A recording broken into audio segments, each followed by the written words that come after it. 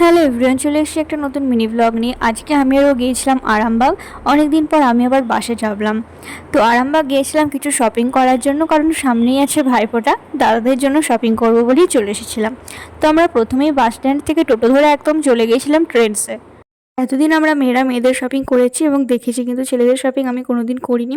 তবে ও ছিল বলে অতটা কোনো অসুবিধা হয়নি, দুজনে চয়েস করে দাদাদের জন্য শপিং করে নিয়েছিলাম। তো তারপরে আমরা চলে গেছিলাম বিশালে ওই কিছু সাংসারিক জিনিসপত্র কিনবো বলে।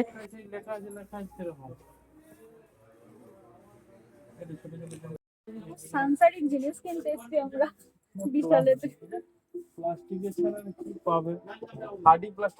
তো বিশালে আমাদের শপিং কমপ্লিট, আর এখন আমরা চলে এসেছি বাড়ি। আর আমাদের বিঙ্গোকে একবার দেখো। তো চলো ট্রেন্ডস থেকে আমরা কী কী কিনলাম সেগুলো তোমাদের সাথে শেয়ার করি।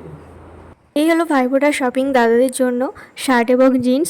তো মেয়েদের শপিং করার সময় মেয়েরা না থাকলে যেমন অসুবিধা হয়, সেরকম ছেলেদের কোনো শপিং করার সময় ছেলেরা যদি না থাকে খুব অসুবিধা হয়। তো দুজন মিলে চয়েস করে এগুলো কিনে নিয়েছি। কেমন হয়েছে অবশ্যই কমেন্ট করে জানিও। আর মিনি ব্লগটা ভালো লাগলে অবশ্যই একটা লাইক করো। তারপর বাড়ি এসে বানাইছিলাম সন্ধ্যাবেলাতে পাস্তা। তো আজকের মতো টাটা, দেখা হবে নেক্সট ভিডিওতে।